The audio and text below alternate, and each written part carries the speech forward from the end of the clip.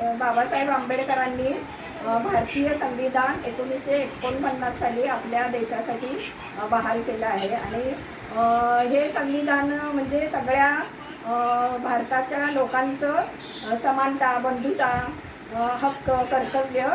हे सगळं त्याच्यामध्ये नमूद केलेलं आहे आणि बायकांसाठी कोणकोणते अधिकार आहेत, हक्क आहेत, बालमजूर, शेतकरी आणि सर्व समभाव असणारे सगळी घटना त्याच्यामध्ये लिहिलेली आहे आणि अगोदर जे लोकांना जाती धर्माविषयी सगळं हे होतं ते ह्या घटनेमध्ये सगळ्यांना ते जाती धर्माचे सगळे हक्क मिळालेले आहेत आणि ह्यामध्ये ह्या संविधानामध्ये भारताचे आपले सगळे सार्वभौमत्व हक्क अबाधित राहण्यासाठी आपण घटनेमध्ये ही घटना सगळ्यांनी वाचायला हवी आणि प्रत्येक शाळेतून पण ही घटनेचं सगळं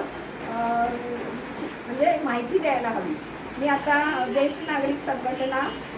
विरार पूर्व पालघर जिल्हा त्याच्यात पण मी संविधानाची आता माहिती सांगितलेली आहे आणि इकडे आपल्या हळदी कुंकाच्या कार्यक्रमात पण मी सुषमांचे धन्यवाद.